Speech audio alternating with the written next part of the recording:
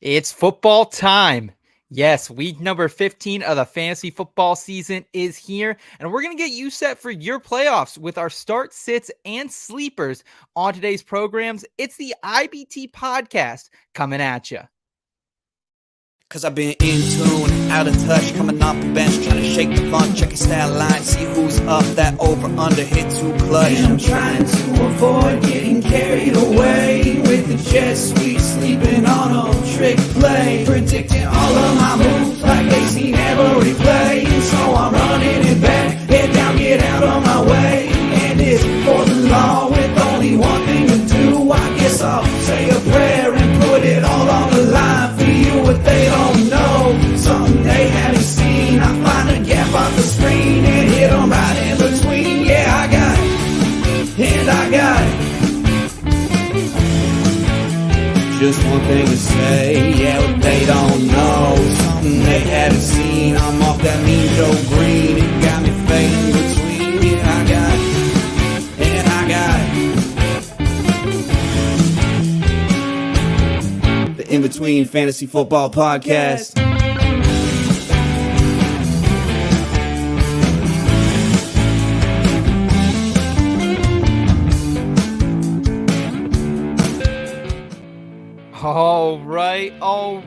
All right. It is Feel Good Friday, December 15th. And we have action popping around the NFL, action popping around the fantasy football industry today. We'll certainly chat all about it. My name is Seth Woolcock, and today I am joined by a man who you might know as the founder of Pros with Joes, the founder of Green Screens Media, a dude who works with Bob Harris, Des Bryant, just to name a couple. He's the big deal, Eric Romoff. What's up, Eric? How are we feeling as another crazy week of the NFL begins?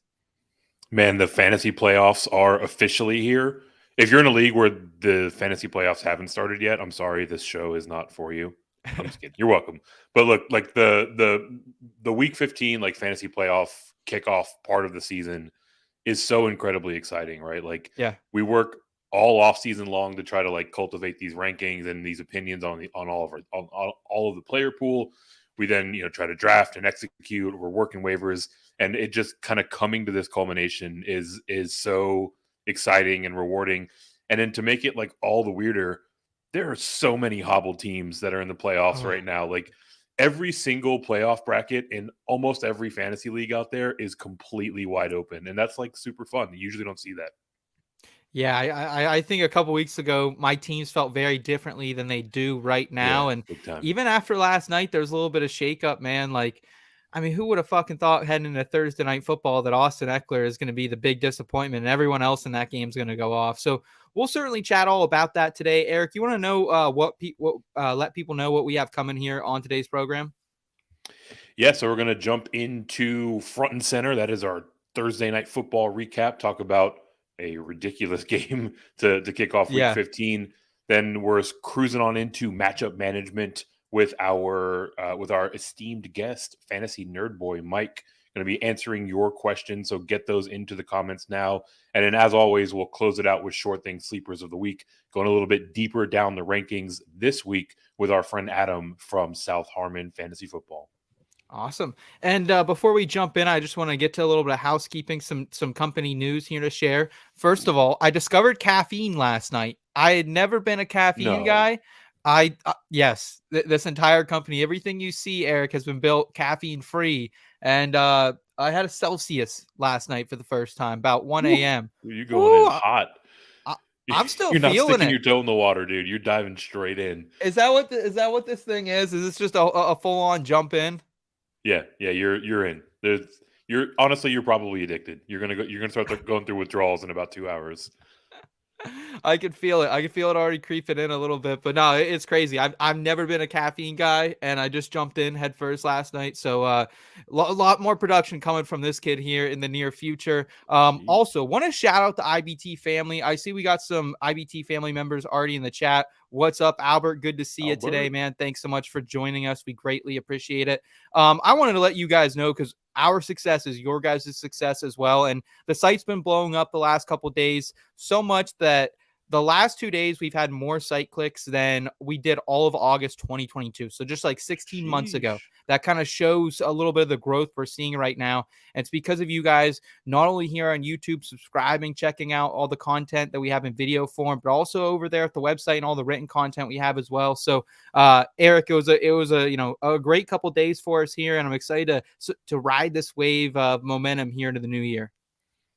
Yeah, it's super cool to see this continue to build, right? And I think what's particularly interesting and unique about it is obviously like the fantasy football content and information that we're putting out there is still crushing it, but expanding those wings a little bit, right? Talking about some movie and show reviews, talking about the fantasy industry a little bit more, right? Yeah. Kind of giving you some more of that outside the box material really seems to be what's clicking here lately. So we love to see that, and we love to hear from you guys. If there's anything you want to hear us writing, or I guess see us write about, let us know in the comments. Let us know on the posts that we put on Twitter, right? We love hearing the type of things that you would like to learn a little bit more about. 100%. And I wanted to shout out a story we have up there today as well that is talking a little bit about the fantasy football industry. And basically, it's a story of this group called Sportstopia that got absolutely screwed over by pretty much a business tycoon who was dipping his toes in NFTs, crypto, like you name it. This was kind of just his latest victim. And we have a bunch of people who got hoodwinked out of over $60,000 combined. So, terrible to see that. Like that it was one that hit so hard, Eric, that I didn't even write starts and sits for that column. I just left it as is because there was no football I could honestly transition to after hearing that, and how it's affecting kids just graduating from college, can't pay for their fucking rent now because of this guy, and like kids who have families and the holidays are coming up. So it's a really big bummer. I want to go ahead and put the Go link, or the GoFundMe link in the chat. If you guys can check it out, if any of you guys have the resources and are able to donate just a little bit, anything really helps. Help these guys kind of through the holidays in this tough time. But Eric, crazy situation that kind of happened here to a lot of people we've had on this very program. Yeah, it's wild, and unfortunately, it's not on an island onto itself, right? There are a lot of situations like this through the fantasy industry, through content creation in general, where people are putting in countless hours and really pouring themselves into creating content, and by hook or by crook, by one means or another, the other end of the bargain isn't met, right? So definitely one that hit close to home. Definitely a super insightful look behind the curtain of how all this comes together. And like you mentioned, right, there are people that were banking on this compensation to pay their rent, to fund their Christmas shopping, whatever it might be, right? So that GoFundMe is in the chat. Give a little, give a lot, like whatever you can legitimately not notice. Post it on Twitter. Like post it on Twitter. If you can't donate, like post it on Twitter. You know what I mean? Just like get the word out about it. Yeah. Sharing of your voice and sharing of your platform is just as important as sharing of your money. Yeah, so we're going to bring that up, but guys, that is for that Sportstopia group who got absolutely fucked over by this business tycoon guy. Like he's living in his gated community, an old rich white, while young creators, guys and gals who are doing it the right way, are kind of getting screwed over here. So let's come together, let's help them, and appreciate this industry. It's a privilege to be in this industry and not a right. So we don't want assholes like that for sure in it. But Eric, let's go ahead. Let's move forward in the show. Let's get to the Thursday Night Football recap here in front and center. Sometimes taking that first step out the door is the hardest thing to do. Give it a chance, you'll be begging for more. Save the spot just for you. We're all somewhere in between. How about you come to the place you can have some fun? Ain't gotta worry about knowing not what it means. You can come and give me another, cause the night is young. At least I so thought. This just in. Breaking news. Front and center.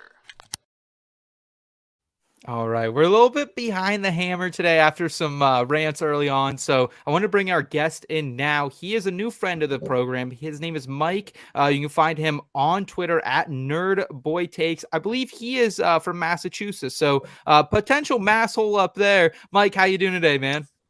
I'm doing well, man. I appreciate you guys having me on. Thank you. I am a masshole.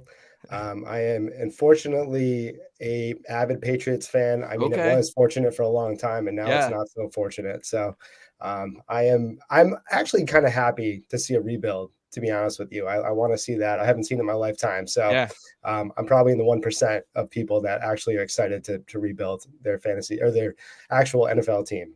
There we So. go. There we go. And Eric, there's been some bombs up there in New England this week, man. Like, it's unreal what we're seeing. Reliable reporters too. It's like Tommy Curran is a guy, when he puts out something about the New England Patriots, you usually need to stop and listen, because usually pretty dialed in, but doing it for 2+ decades now. What do you think about the whole Bill Belichick situation here, Eric?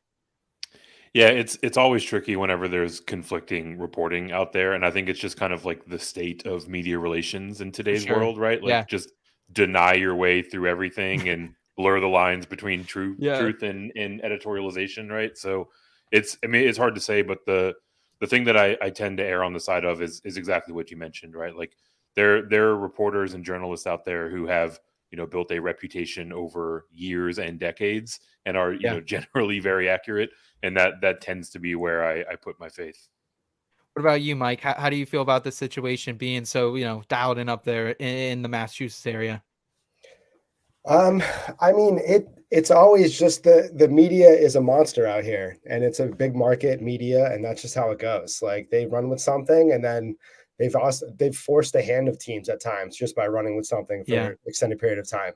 So you see it in New York, you see it in big market teams like that, where it's not that different in Boston, where this team is New England Patriots, but you're getting media from all of the Northeast. So it's like, if a big market like Tommy Curran or anybody for that matter, NBC Sports or whatever, runs something, then you're going to hear it everywhere. And that's just the nature of the game, to be honest. So it's something I'm used to. There's nothing to do up here in the Northeast this time of year too. It's cold as fuck, so everyone's just watching sports, listening to sports talk all day long. So I'm 100% with you guys there. Let's talk about this Thursday night football game quickly. Chargers 21, Raiders 63. This had to be probably the most bizarre game I've ever seen. Started this one late, like I usually do, about 10 minutes late, and it was already a bonanza. I could not believe what we saw here from the Chargers. They just seemed to kind of lay their swords down for Brandon Staley and said, hey, we're good. It's been a good run. And shout out to him for how he handled himself in the media afterwards. Like, he was getting absolutely crushed in that interview, and I felt bad for him. Eric, how do you feel about it? Just all said and done from a non-fantasy perspective, what we saw last night on Thursday Night Football. Yeah, it was absolutely wild, right? Like, nobody would have projected this game to go this way. Nobody did, right? I don't care if people are claiming that they saw this one coming. The I guess kind of the macro takeaways. Obviously, Brandon Staley is now done as the head man for the Chargers. Many people are saying this has been a long time coming, right? He is largely had this team underperform relative to the talent of their roster. But the other story for me, like, we got to talk about Antonio Pierce, right? This is actually 2 times in very recent memory where it feels like the Raiders have really caught lightning in a bottle with their interim head coach. I hope this type of performance is something that justifies him getting a longer look for the full-time gig when we head into next year. But yeah, the coaching storylines on both sides are the ones that really jump out for me. Yeah, I love it. And it's so interesting, I think, when looking at the Raiders here, like, is this a real deal? Is this something we could see moving forward, Mike, do you think? Or do you think this was just kind of like you're catching the Chargers on an off night and there was really no defense to show for, and just the turnovers led to some really short fields as well? Yeah, I don't want to take away from the success of the Raiders. I think they looked great last night, but I also think that from a team perspective, you're never going to hear a team say that they didn't try, but you saw that last night. We know that the Chargers don't have a good defense, but you could really see that team got together before the game and said, we're not going to play for this guy anymore, and we're not going to do it. And we're going to get blown out. And I honestly think that's the case. I know that that's kind of like conspiracy theorist based, but like, realistically, like, that team didn't show up for a reason. They don't want to play for Staley anymore. They probably said, all right, we don't have Herbert anymore, and at this point in time, what are we playing for? So let's play for a new coach, somebody that we can actually rally for and go to war with, because I don't think they been feeling that way with Staley for a long time, and they might have actually viewed it as an opportunity to get rid of him. So I think the Raiders are good. I don't think they're by any means a playoff team, right? From like,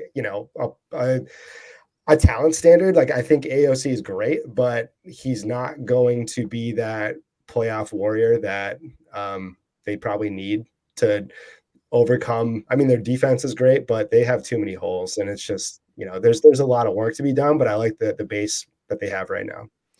Let's talk about the Thursday Night Football winners from a fantasy perspective real quick, gentlemen. And obviously we know that the big winners are the managers who were kind of risky in this one. They went out and they probably played the Raiders defense, 25 points for them. Zamir White had a pretty nice game as well, 17.5 PPR points for him in relief of Josh Jacobs. Davante Adams came through. I felt really bad. I gave a buddy some bad start sit advice. I told him to sit Adams going into that one. Luckily, he went against my advice anyways, so no harm, no foul. But Eric, is there any like sustained winners you think that like you can trust a little bit more moving down the pike? And because the only one for me that it's like I think rose in value at all, at least from a redraft perspective, was Zamir White. Like you kind of feel like you can bank on him a little bit more, at least as a plug and play until Jacobs is back. Yeah, I think that's probably the biggest one, right? And the thing with him is just how heavily they leaned on him, right? Like, yeah, Jacobs' value is rooted in the volume that he gets, and Zamir White, especially in the first two and a half quarters of this game, got the vast majority of that opportunity, right? On the game, he was north of 70% opportunity share, so that's exactly what you're looking for in terms of a handcuff. I mean, other things of note, right? Like, we saw Isaiah Spiller get a lot more work, granted in mop-up time, than Joshua Kelly. Probably an indication that he is going to be the number 2 down the stretch. They got to see what they have in him. They've had him around for a couple years now. They know. I mean, at this point, what you have in Kelly. Like, he's gotten plenty of auditions, yeah, right? Yeah. So something to note there. If you are an Austin Ekeler manager, Spiller might be the preferred handcuff in that regard. And yeah, I mean, look, AOC, I agree with Mike. I don't think he's like a playoff caliber quarterback, but I mean, he showed in this game, like in the right situations, he made some really good reads and gave some pretty nice balls. I think that he can at least keep this offense moving in like a negative, or excuse me, a neutral or kind of plus matchup down the stretch. And look, they've got some talented skill pieces, right? So, I would imagine a lot of your concern in telling your friend not to start Davante is just, the overall state of the offense. And I think, we can at least quell some of that concern based on what we saw from these guys last night.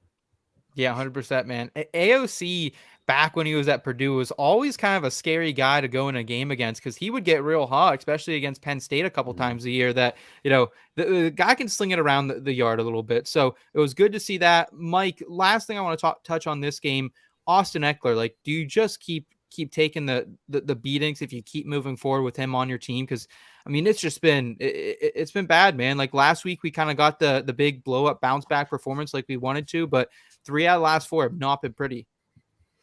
Yeah, if you're going to survive this week with Austin Ekeler moving forward, I don't know how much you can trust him, because I think they are going to dive more into their backups and with a lost season that they have right now. I think with Herbert, there was still that he's going to play with Herbert because they're like hand in hand. They're good friends. And he's going to just get that time with him. But with him out, I don't think they really have any desire. I think he's a free agent after this year. And they might just let him kind of fade off into the oblivion and then see what they have to replace him, because I don't think you can play him. I don't think, and if I make it past this round with Ekeler, it's he's going to be on my bench at this point in time. I love Ekeler, but the floor there is too low to actually rely on week to week for me. Mike's cutting the cord, Eric. He's cutting the cord. Are you doing it too? And also, did you play him against me yesterday in our championship matchup? Technically, he's in there because it is a best ball format, right? So he's one of the few people to have points. Good. Shout out to Austin Ekeler, noted fantasy football player and analyst. You could tell down the stretch of that game, he was trying to do whatever he could for his fantasy managers. They were down 50, and he was like celebrating first downs. Yeah. Basically, like each of the last like 3 touches that he got, he went over 10 yards, right? So like obviously 7.8 isn't what you want out of Austin Ekeler, but like he really grinded to try to at least get something on the board. I think Mike's point is pretty spot on, and just the nature of this fantasy football season.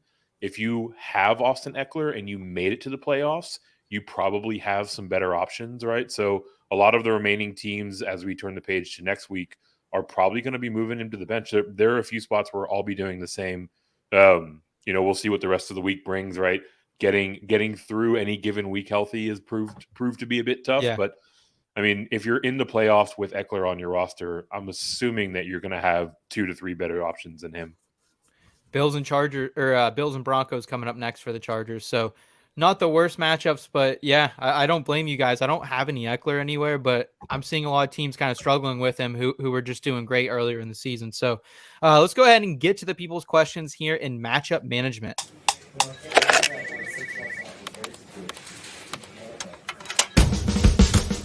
Who you got? Matchup management. Who's it gonna be? All right. Before we get to start sits and kind of evaluating the slate overall, Mike, I got to ask you, have you been to any Pats games this season? And what are the vibes like around it? Like, is everyone just like, because the media is making out to be like, no one's going to the games, like just, season's lost, it's over.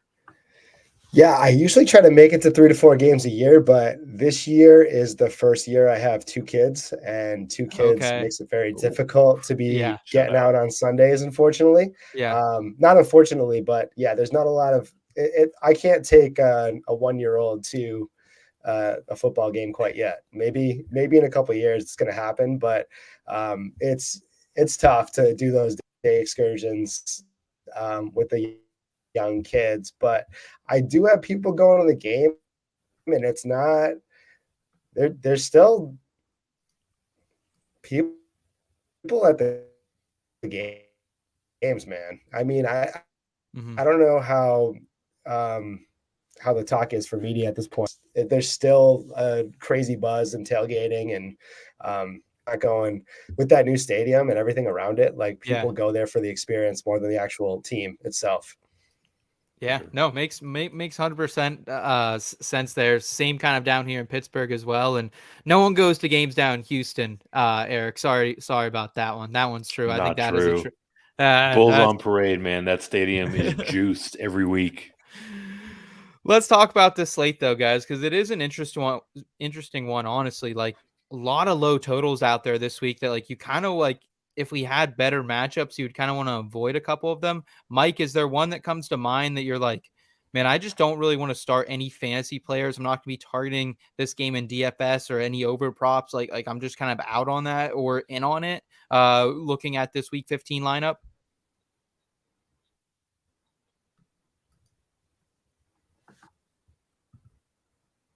Oh, I think hold on.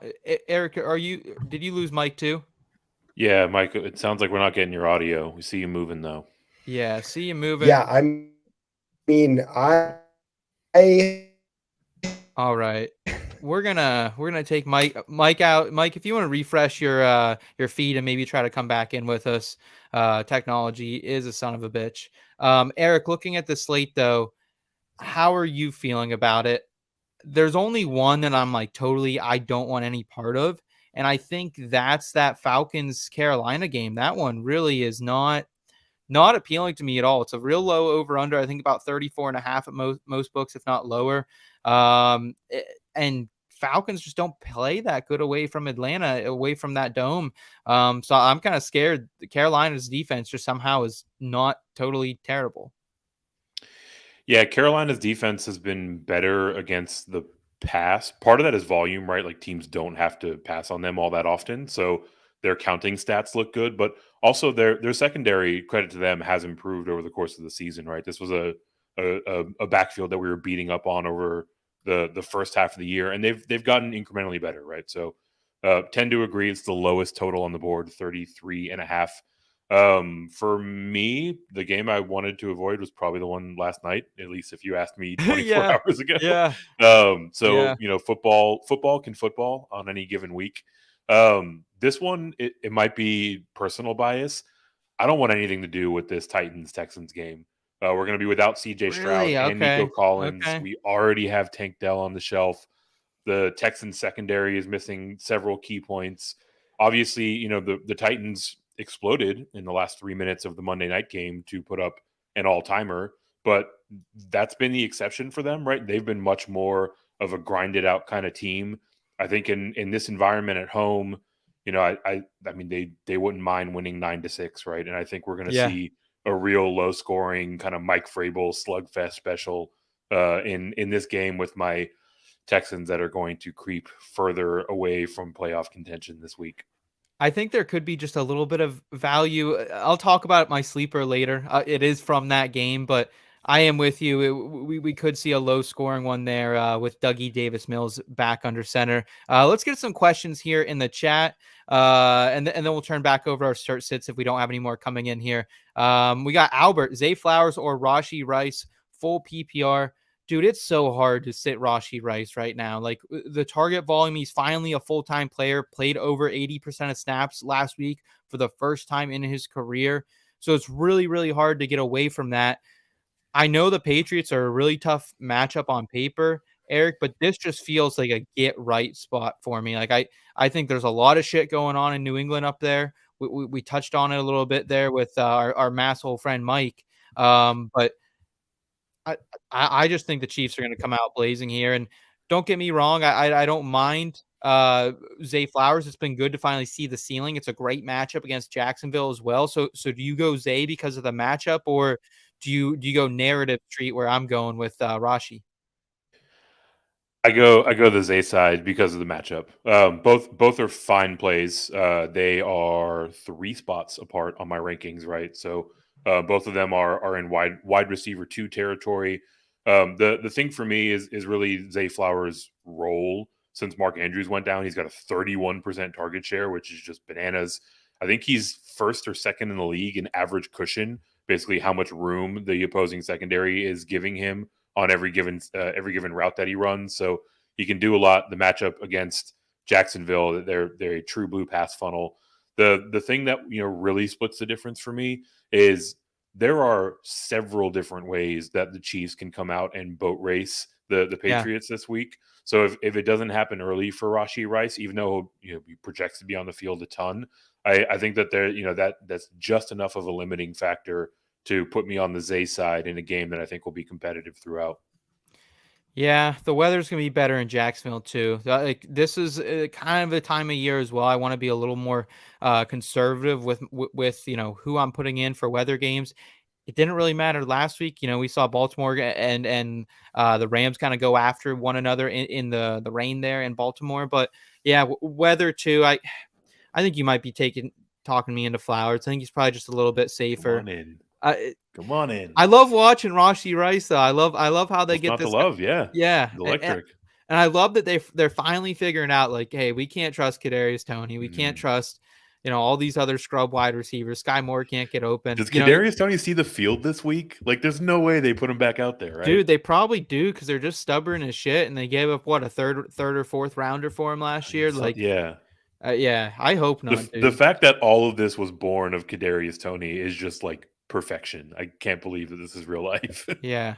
Albert, I want to know who else you have in your lineup here that you're sitting Rice, because this is a good lineup. Good shout.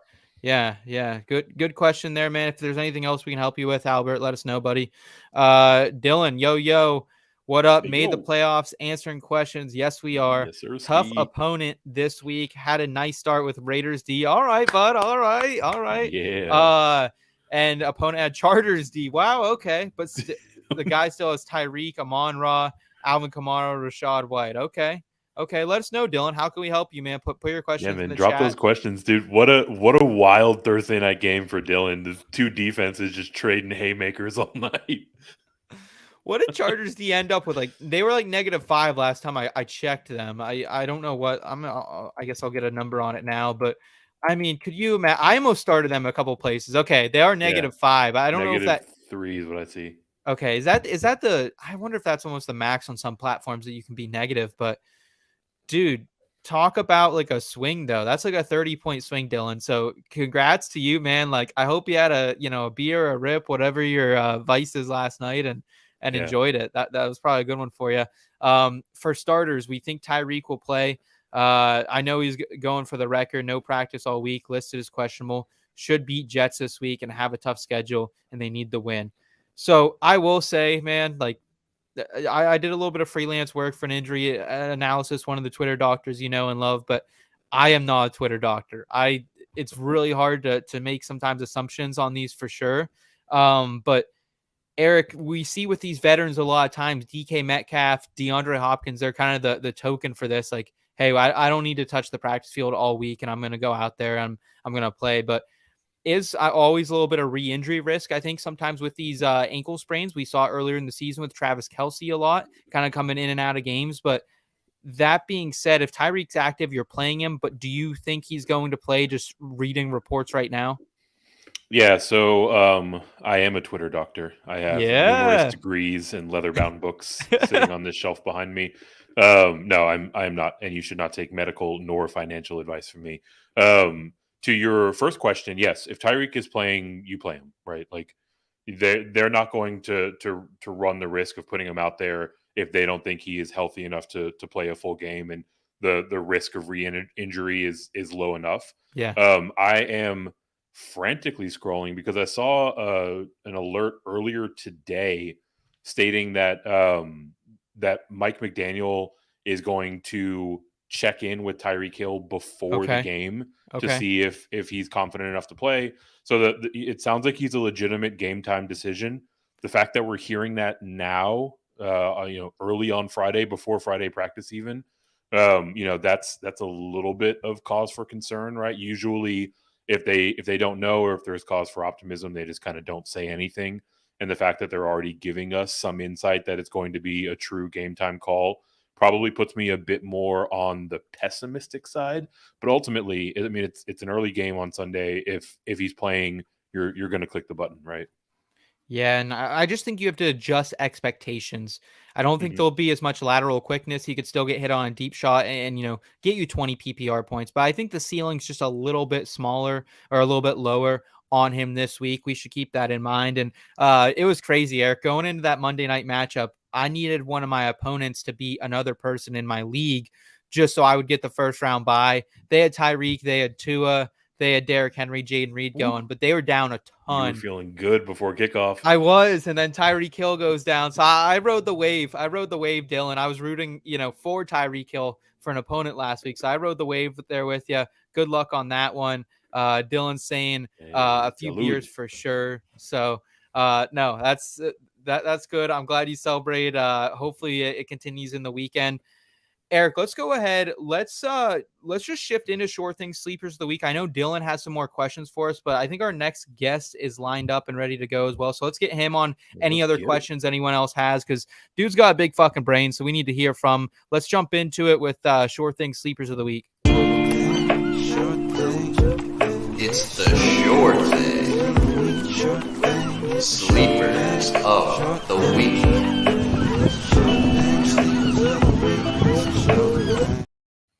All right, you know him and you love him. He's the founder of South Harmon Fantasy Football, leader of the shitheads. Dude's got a deep, raspy voice and a dope-ass beard every time he comes on here. What's up, Adam? Thanks for joining us, man. What's going on, man? How are you guys doing today? Dude, vibes are high. I just discovered caffeine last night. I had my first Celsius, so I'm still fucking buzzing. I can't believe this. Wait, I've been coming on this guy's show with a Red Bull every time. Celsius, what's going on? That's good. That's a good energy drink, but that's really your first time you had caffeine for real? Dude, like, I think he's lying. You're putting on a front. You're capping. You're capping. Maybe all hot right. chocolate. I don't like coffee. Kind of makes me shit my pants a little bit. And I don't like energy drinks usually. I thought the Celsius was kind of a nice, I didn't even think it was an energy drink. I thought it was more like a little seltzer, but I went for like a fucking Capri ride. Sun or something, my guy. Yeah. I love this, man. I love this. Let's get this guy some caffeine. I mean, you see all this natural energy. Imagine we get this guy a little hopped up sometimes, you know? That's what I'm saying. That's what I'm yeah. So fast forward 12 months and Seth is just completely wired 24/7. Man, watch. He's going to be a ball of energy 24/7. Exactly. I'm excited for it. How are vibes for you, Mike, and the shitheads over there as we head into week number 15? Really good, man. The playoffs are here. Everybody that's in the playoffs feels really good. Even after Thursday, the crazy part about Thursday's game is you're thinking, okay, Aidan O'Connell, you got Easton Stick, and we get almost 100 points put on the board, man. I mean, it's regardless, everyone feels good until they go out of their matchup. So right now, vibes are high, man. But there's some pretty surprise performances, at least early in the playoff picture here. Dude, and sometimes we get that down the stretch here, and it's something to keep in mind. We kind of have to ride these little bit of waves, like Jerick McKinnon. He was a league winner last year. Like, there's always these guys who are going to pop up. And speaking of McKinnon in that Kansas City backfield, before we get some more questions here, Adam, we kind of broke it down last week. I thought pretty good. We just got news Isaiah Pacheco is going to be out again. Are you willing to fire up Clyde Edwards-Helaire again? He got you about 8 PPR points last week, and Jerick McKinnon got you the touchdown. Clyde's going to get a little bit more of the volume. We know that, but there's probably a little more touchdown equity there with McKinnon. How do you view him? Yeah, I think if I needed either one, I don't have a problem starting either one of them. They're playing in New England. You've seen McKinnon have these crazy weeks. CEH feels more like a floor play to me. And while I say that, we could be looking at a game where Kansas City ends up getting ahead and he scores 2 rushing touchdowns. So I'm going to say I don't feel like particularly great about either one. But if I had a team that needed like a little bit of running back help or flex help and I had to play one of them, I wouldn't be mad about it at all. We've seen both Jet McKinnon and CH have weeks before. Hell yeah. Eric, any digression from you? Are you kind of like right on that same line there with Adam? Yeah, almost in perfect lockstep, right? Like if you need them, they're fine to fill in, right? I think we talked about it a bit on Tuesday's show, but I was surprised that they actually both saw an equal number of targets. That would kind of put me over the edge to lean towards CEH. There might not be a ton of need to throw to running backs out of the backfield in this one, and there were a couple of times in that game where he was, either a toenail away from breaking one. There was a point where he was cooking on a drive and he like ripped his pants open and then take him out, right? Like, I feel better about CEH this week than I have in a long time, but that only puts him in like desperation flex territory. But he would be the one of the two for me to that point. Fair enough. Yep. Adam, you have some time for some questions before we jump into our sleepers? Of course, man. I'm on your guys' time. You tell me. Appreciate it, man. Here we got Dylan. He's got likely against Jacksonville or McBride against San Francisco. In a vacuum, like it's really hard to get away from McBride, I feel like here, Adam. Yeah, that's where I'm at too. Isaiah Likely, actually, the volume has been better. But if you just think back to last game, there was, kind of a broken play touchdown that really made his day so great. And it's not that I won't play Likely, but a guy like McBride, I know San Francisco's defense is very good. I'm just not going to overthink this one, though, Yeah. Yep. I'm with you. Don't get cute there, Dylan, in that one. Other part of his question here, Eric, start 2 running back, 2 wide receiver, 1 flex, James Cook, Joe Mixon, Tony Pollard, Stephon Diggs, Brandon Ayuk, Marquise Brown, and Jaden Reed. Nice little fucking squad here again for Dylan, dude. Like, I feel like the listeners of this program and people, who just, even if they're new listeners, they always have fucking squads. So how do you shake this one out here from really a loaded lineup here for Dylan? Yeah, so Diggs and Ayuk are the wide receivers, right? That's the easy part. Running back, man, that's a little trickier. I would lean towards Pollard and Mixon here. I think Cook is probably more of the upside play, but when we're setting a full roster, I tend to go towards my rankings, which are a little bit more conservative in nature. And then for flex, actually, let's make it a clean sweep. I'll go with Cook in the flex, so that way you're getting the running back in that spot. You're getting a little bit of the upside in there too. There you go. That's exactly what I would do. I have a hard time sitting any of the running backs. Yeah. I like Jaden Reed, right? But he's had some upside too, but he's not as sure thing. So I'm going to just play all running backs. Yeah, I love the matchup for Jayden Reed this week against the Tampa Bay Buccaneers. Like, we've seen some high-flying offenses go off against them, but Jayden Reed a little bit banged up coming into this week, and he's more of a volume wide receiver at this point as well. He's not getting those deep down the field targets. He did get a nice end zone look last week and just couldn't find it. But yeah, don't get cute again here, and I'm with you guys. Start the running back, start your stud wide receivers, and dude, drop Marquise Brown at this point. Like, come on. Like, I'd rather roster a second defense. Mike, I know you're out there hearing this somewhere, buddy. I know you're out there hearing this somewhere.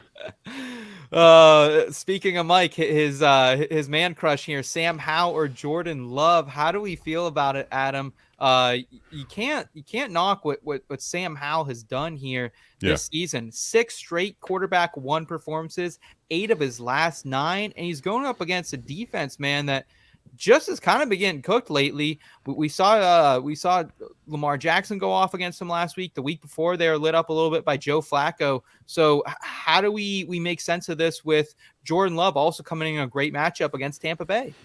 Yeah, I mean, the way I would view this is actually just from the offensive side of the Rams, right?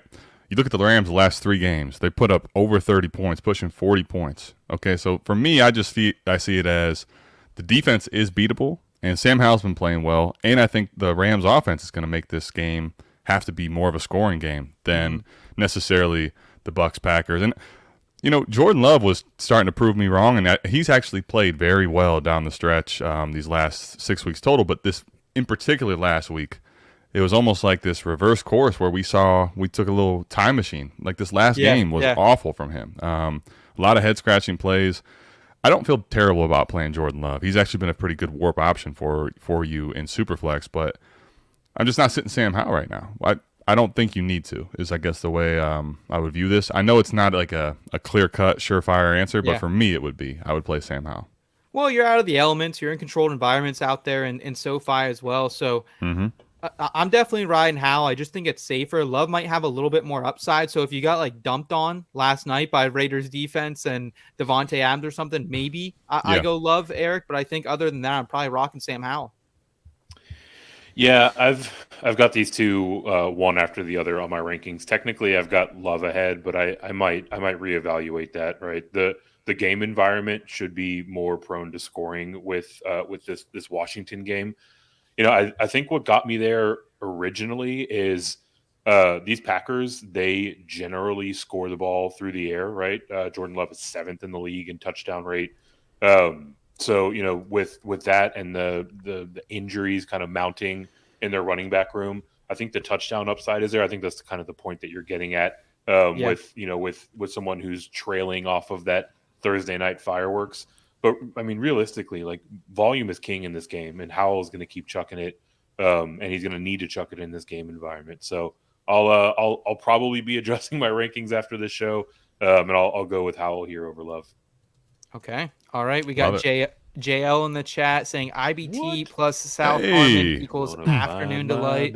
What's up, JL? That's a great headshot. That's a great headshot in that photo. It is. JL and I just had a call this week, man. What's up, JL? How you doing?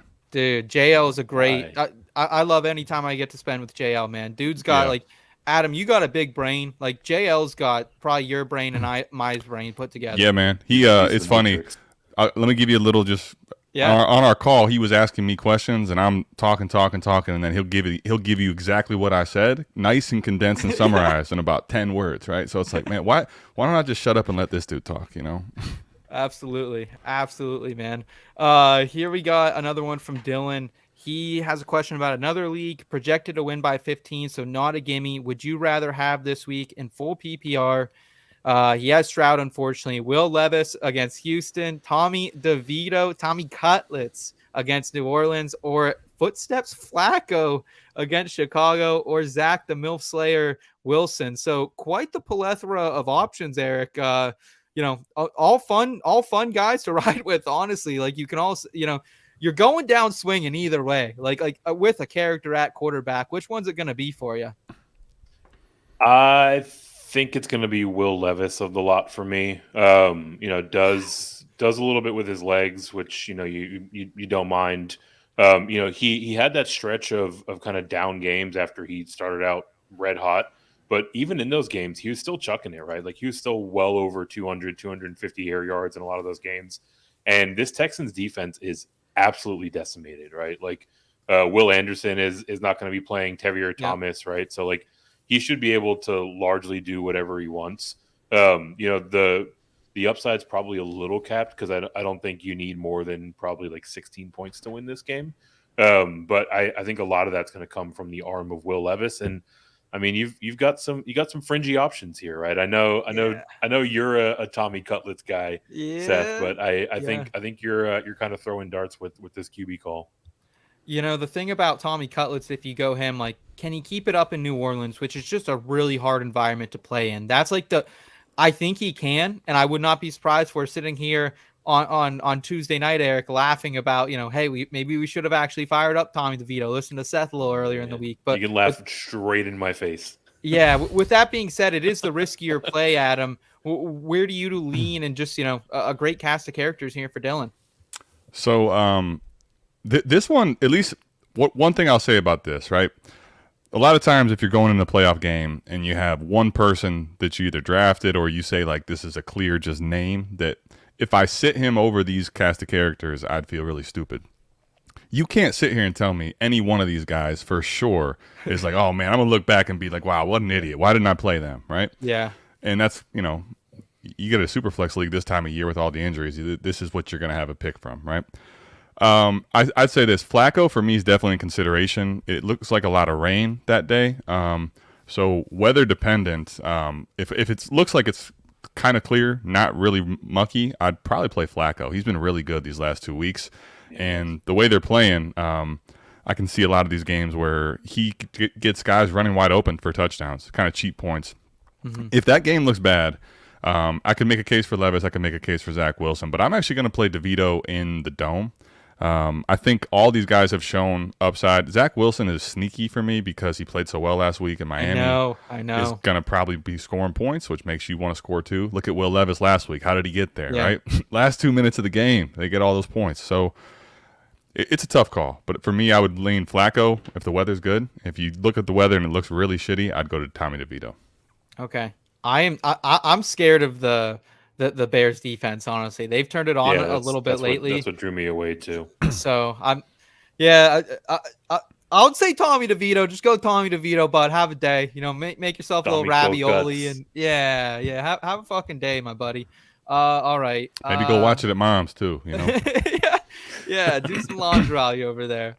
What's going on, fellas? Here from Poop Dollar. Yeah, Dirk in the chat. Do I stick with Love this week or ride Russell Wilson in my super flex? Ooh. Adam, you're a big super flex guy. Yeah. I know you play a lot in those best ball super flexes as well, so you don't have to always make this decision. But do you ride with Russell? I mean, damn, he's been consistent lately. Like the upside's not always there, but against Detroit, they've been suspect at best as of late. Yeah, they have. This is another tough one, man. This comes down to, for me, like, you're looking at a pissed off Detroit team. And I think personally, I'm going to probably play Jordan Love here unless the elements are really bad. I like Russell Wilson quite a bit, but I just feel like the Detroit team, when you look at them, typically they have this. It's not like they're typically getting gaped week in and week out. They've had a couple games where they've really looked like, what the hell was that Detroit team, right? Yeah. A lot of times when they come off that game, they are fired up and play a lot better. So that's going to be the way I view it. But to your point, man, they've been exploitable. It's not like I'm going to say Russell Wilson's a bad play this week. Yeah, I think it's just a little bit safer with Jordan Love. I think a little more upside too. Love the matchup, so I'll take it. It's in Green Bay. He's got the home crowd in his favor. Eric, any digression? No, another super annoying call. Love, Howell, Wilson are exactly in immediate succession right there. On my rankings. Yeah, man.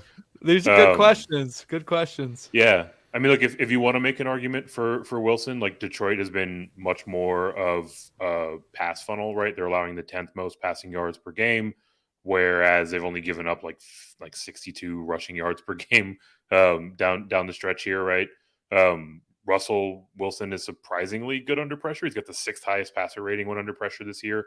Lions put a lot of pressure on. So like it's a solid environment for him overall. I think we've got a little bit of a safer floor with Jordan Love, because I mean this Denver team is very much so become run first.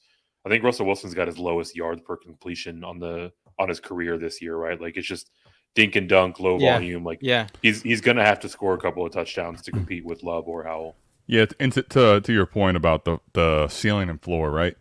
Like Russell Wilson actually doesn't have that horrible of a floor, right? He's been okay, but if you look at it, he's had 3 games where he's had 3 touchdowns, and by and large, he's getting a lot of these 1 and 2 touchdown games.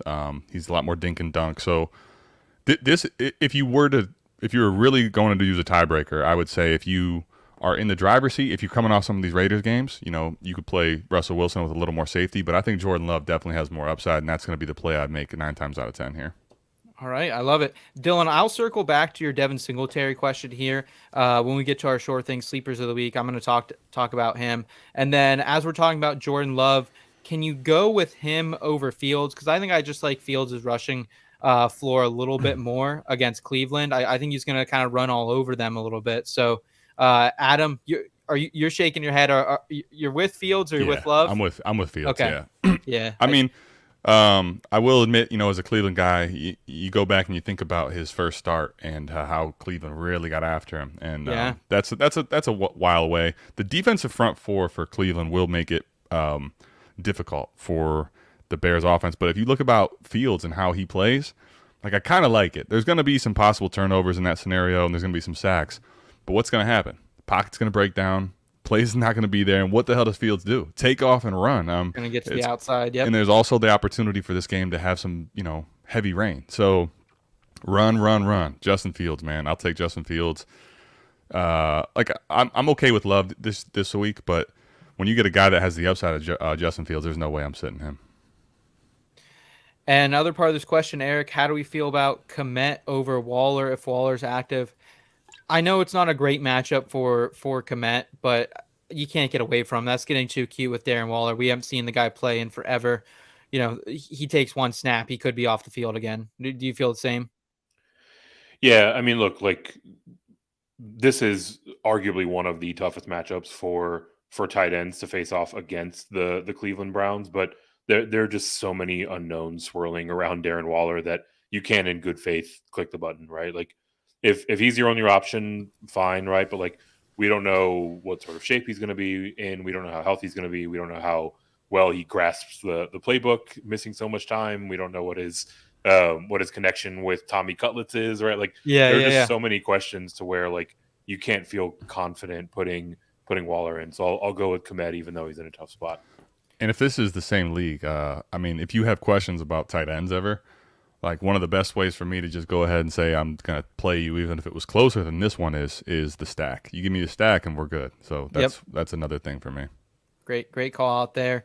I'll take this one solo because I don't think it needs to be touched on right now a lot. But Justin Fields over Tua here from George Play. Mm-hmm. It's Justin Fields all day. We just chatted about him in the rushing upside here. Tua has been gross lately, man. Like he's been a bottom end quarterback 2 over the last 6 to 8 weeks. And it's the Jets, dude. Like, let's not get cute here. Like, the Jets are fucking for real on that defense. So I'm not messing with it. Dylan in the chat saying, I think I'll make chicken cutlet for the show. Yeah, I like it. There we go.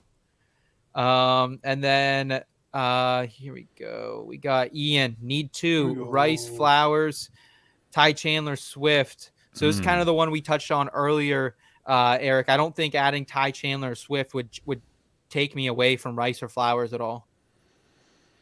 Not for me, no. The Flowers and Rice are bunched up right there with Swift. Swift is 2 spots behind them on my flex rankings. So it would still be the 2 pass catchers here. I do think Swift kind of has some sneaky upside, but obviously like the lows have been pretty low recently, and I like how this week sets up both for Flowers and for Rice. All right. Here's a question for you, Adam. For the flex non-PPR, Waddle, Jalen Warren, Ty Chandler, JSN, or Keaton Mitchell. So a lot of young, promising players on here. Non-PPR, holy cow. That we don't get a lot of non-PPR questions. That kind of changes my whole approach here. I like that too, like the actual wording of non-PPR, not standard. When you call it standard, you're being like facetious to it. That's not how standard leagues are, right? It's non-PPR. It's not the default. I mean, in non-PPR, right, you start thinking of, all right, let me play safer floor touches, and a lot of times running backs will tend to weigh into the equation here. Yeah. But when I look at these running backs, like, I don't see any true safe running backs here, even in non-PPR format. So I think I'm going to play Waddle. I know it's up and down, but so is JSN. Waddle, though, at least right now with the Tyreek injury, whether, how he's going to be. You saw last week where if Tyreek's not 100%, if he's not playing all the snaps, Jalen Waddle becomes like Tyreek light as far as getting a lot of targets into his safety net. So I think in this format, I'm going to play Waddle with these guys, even though the running backs become more of a conversation. Talk me out of fucking Jalen Warren for George here, because I don't think I like Eric. I think I like Jalen Warren here. Yes, I am a little biased. I read Bo McBrayer. He's on our staff. He does a hot takes article every week, and he's calling for 150 and 2 tutties from Jalen Warren here. The Bengals or the Colts have been such a good matchup for running backs as of late. It's a Saturday night game. Do we get a little Jalen Warren fireworks here? Non-PPR, I'm interested, but I guess he gets a lot of his value in PPR. Damn it. I don't know. Now I'm talking myself out. No, go ahead.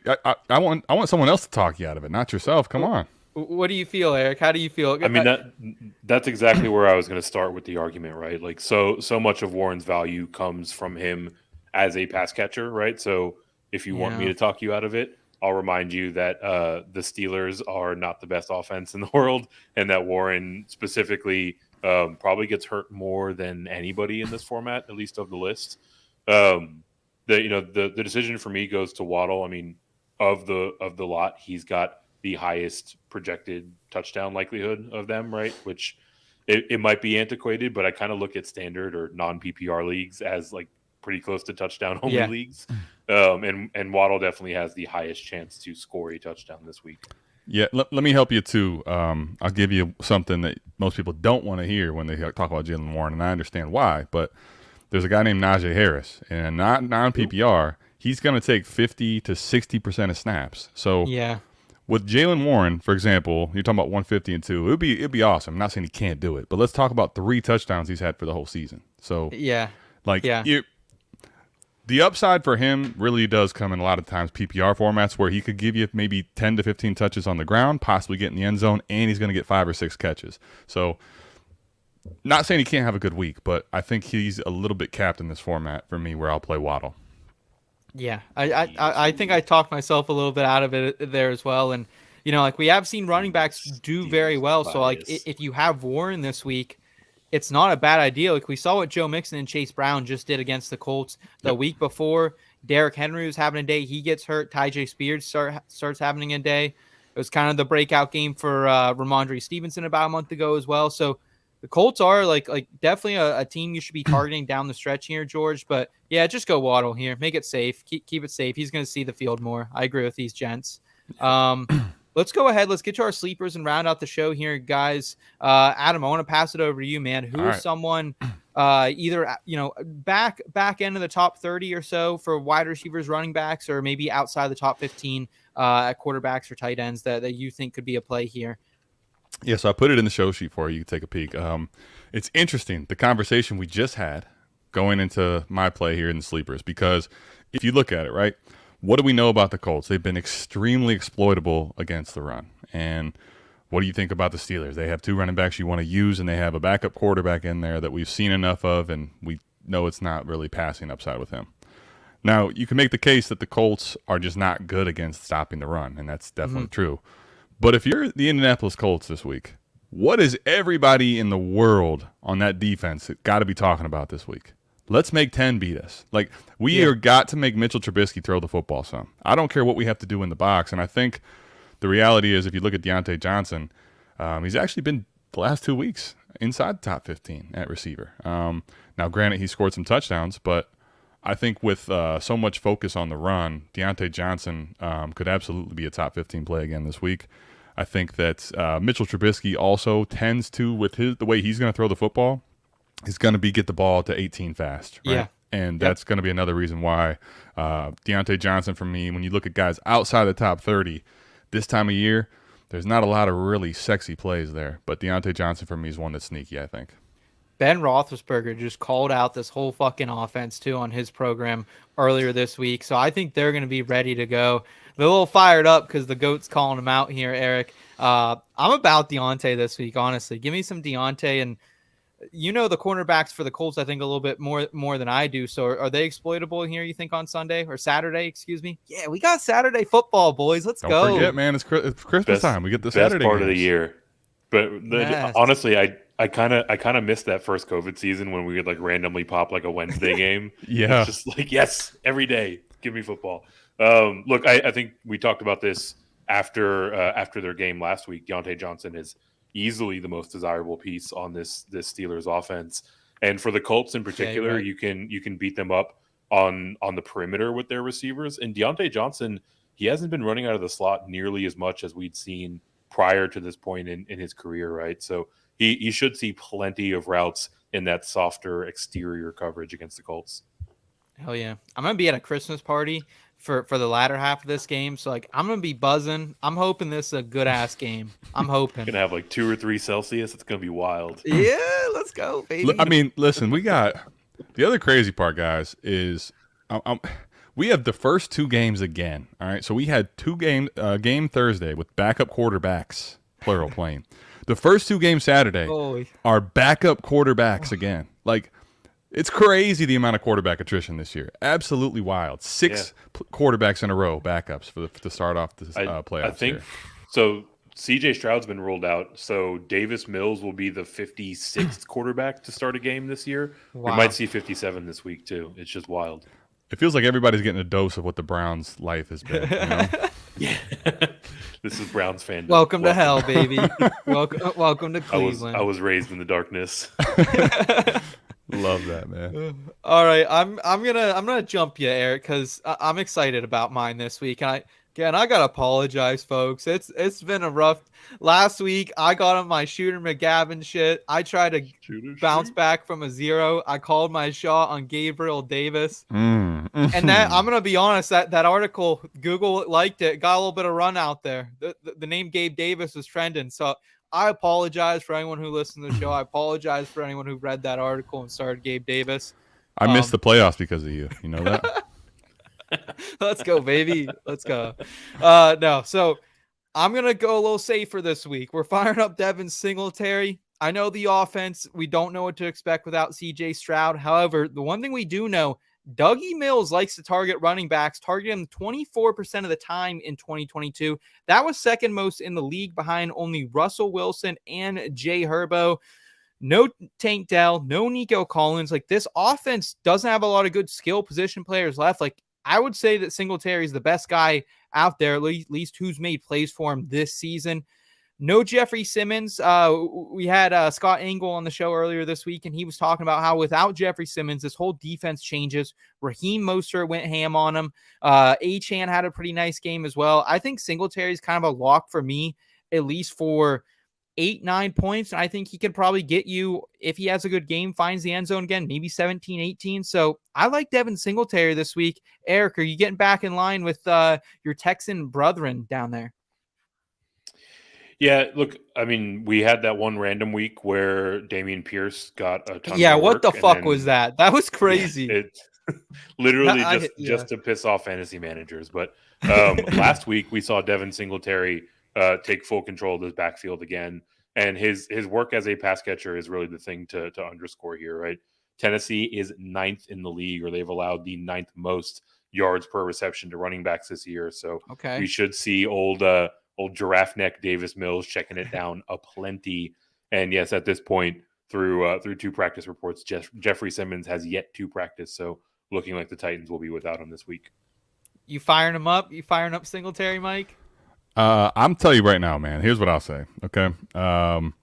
There's the hot hand thing that you saw from Dameon Pierce, but yeah, the reality is this: what you guys are saying is being nice is code for Davis Mills is not a guy that is good at playing quarterback and is not going to be pushing the ball downfield. Yeah. Okay. Yeah. So Devin Singletary is the back that's typically going to get the pass catching work in this offense. And I think he's looking at, even though there could be some more split backfield with Pierce, I think that he's going to get the majority of the touches, like that 60-40 type thing. So give me Singletary in this matchup. I think the Houston Texans are not going to be someone that's throwing the football a lot, and if they do, it could be to the running back. Fantastic. Just a better fit in this offense too. Yep. Yeah.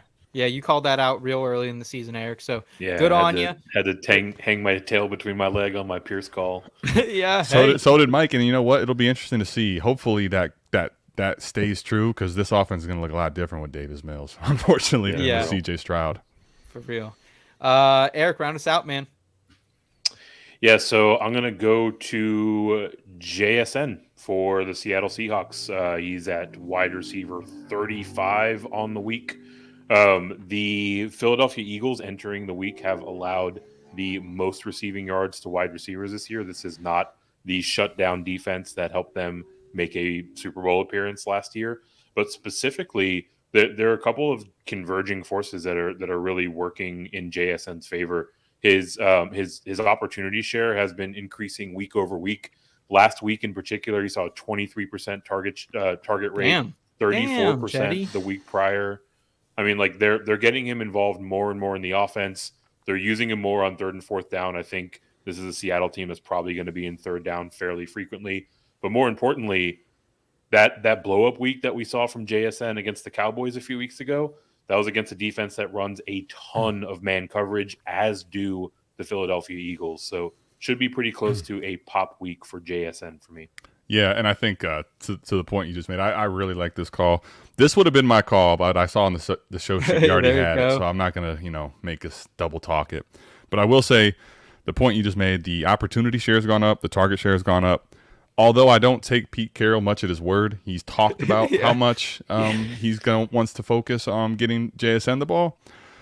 And I think to your point on the Dallas game, I'll say this too: 11 targets, 7 catches, and we were robbed of a touchdown, right? Yeah. So this is a guy that also has not had a touchdown since week 8. So I see upside for a touchdown in the game versus Philly as well. So definitely a great call here. I thought Gabe Davis against Philly was a great call last week too, and that didn't happen. But we truck on either way. Let's get out of here with this one. I think I can answer this pretty quickly. Randy wants to know if AJ Dillon and Aaron Jones are out, would Patrick Taylor be a crazy start? His other options are Jerome Ford versus Chicago, who have been incredible as of late, or Chuba Hubbard against Atlanta, ranked 2nd against RBs. This is getting too cute, man. It's getting too cute with Patrick Taylor. Like, I know what you're trying to do here, and like you're trying to play a guy who could potentially get all the volume. They're gonna have other guys on this team too. They have a couple guys that they've been hanging around the practice squad with Taylor most of the season, so I'm expecting to see more of them. You can't get crazy here. Like, you got to go Chuba, or you got to go like Ford here. Just Chuba's getting a shit ton of volume, 20+ touches the last couple weeks. Ford, I don't love the matchup, but I mean, can you get away from him? He's been a running back too, like every fucking week. Any digression from you guys? Do you think this is a good play? None for me, no. The easiest way to think about it is that neither AJ Dillon or Aaron Jones are ahead of either of Ford or Chuba Hubbard in my rankings this week, right? So the guy that hasn't been able to earn playing time over them, suddenly getting that opportunity isn't going to vault him past where they are, right? So of the two, I'll actually lean Chuba Hubbard. Shout out to Adams Browns. This defense is bananas. Browns, baby. So, his Browns facing a very tough defense in the Bears, I should say. Yes. So I'll go with the matchup. And I mean, Chuba Hubbard's volume has been nuts, right? The Browns have been mixing in old Kareem Hunt here and there, at least more than I would like to make this call. So let me just say it this way. I'm not going to leave you out there in the loony bin, Randy. All right. I don't think you're crazy. Okay. Don't let these guys tell. Right? Don't exactly. Now, crazy? No, it's not crazy. Okay. Let me just answer the question in the way it's worded. Now, the one thing about Jerome Ford is he's got this wrist, and I expect him to play, but we still got to keep our kind of eyes on that. I don't know if you're playing one of these guys or both. Like if these are your 2 running back options and Patrick Taylor is possibly sliding in for 1, I think Ford is still probably the safer play. But if you tell me both of those running backs are out, Patrick Taylor's actually been efficient. And look at what just happened with Zamir White, right? Sometimes the game of attrition just goes to a week of Patrick Taylor's going to get some volume and it's at home. There's potential that if Jordan Love's playing well, they're running well. I don't think it's a crazy start. I do not think it's a crazy start. I think it's very much in reason over Ford potentially. But right now, you got to ask yourself the question, are you willing to go down with the ship of looking crazy, right? Are you willing to look crazy if you put Taylor in and he doesn't do anything and Jerome Ford's safe in this 15 to 24 range? I'm perfectly fine shooting for the upside with Patrick Taylor if he's like the only that you feel healthy running back. But just remember, this is win or go home. So you got to have the balls to do it, right? Little tug on the nutsack, that's for sure. That's what type of play Patrick Taylor is here in week number 15. Guys, we appreciate all the support, checking us out today with all the content we have rolling here between the YouTube channel over at the website. Adam, thanks so much for hanging out with us as well, dude. Tell us where we can find you and best support you and the South Harmon family. Of course, man. You can find me on X. I still can't believe it's X at ATM40 Chess. You can find me over there. Make sure you're typically, though, more than anything, checking us out on YouTube, on Spotify, our podcast feed, at South Harmon FF or at South Harmon Fantasy Football on YouTube. Listen, it's anytime that you guys call up, man, unless I'm already, doing something with Michael, even then I might pivot. Ditch him. Yeah, exactly. I'm here. So love coming on and chopping it up with you. Good to see JL and all the good people in the chat, man. Yeah, appreciate it, man. And dude, you guys definitely have to check out their channel, man. It is so fucking good. Like, if you want the AMAs, if you want the weekend recaps, you guys got like holograms, explosions over there. Like, the production level puts us to shame right now. So we'll be stepping it up here for 2024 to compete with these guys. So thank you, man. Thank you for joining us again. We always enjoy having you and Mike over here. Absolutely. Don't sell yourself short now. That rave transition. Don't sell it short, man. You got this thing going over here. Appreciate you guys. Appreciate all the love, man. Honestly. Absolutely. Eric, tell us one more time where we can find your other ventures as well. Everything rolls up into my Twitter. I will die on calling it the Twitter hill, which is at FantasyNav. Much like Adam, a lot of where you can find me is over on our YouTube channel. It is Green Screens Media. We are breaking down college basketball 3-4 times a week. We will be live before the early slate lock on Saturday, going through the DraftKings slate, talking some of our best bets, talking some prize picks. So check us out over there, Green Screens Media, and tell the hoop heads in your life. Listen, man, we're going to have to, when football season actually finishes, at least fantasy football season, we're going to have to link up, man. I played college ball, love looking at some of the small schools, and there we go. I'm going to start digging into that a little more. I used to, before doing a lot of content, really love betting the day-to-day basketball schedule. We broke down every conference in the land over the course of the offseason. We've been dialed in. There's some good ball playing at those small schools. Adam knows. Yeah, absolutely, man. Absolutely. We got Portland State, I believe, and San Diego facing off today. I was reading that today in our best bets over there at Betting Pros. So you taking the Vikings, or which one are you taking? I don't even know who is who in that one. I'm gonna be honest. Portland State's the Vikes. Okay, I think that was the play that was recommended, but okay. I don't know fuck about shit when it comes to these smaller schools. But guys, make sure you're checking out Adam over at the South Harmon Institute of Technology, and make sure you're checking out Eric over there at Green Screens Media. And for me and all the fine people at IBT, subscribe to the channel, hang out with us again, and we'll be back on Tuesday. Until then, guys, good luck in your fantasy football playoffs. And until next time, you know what to do. Keep it in between.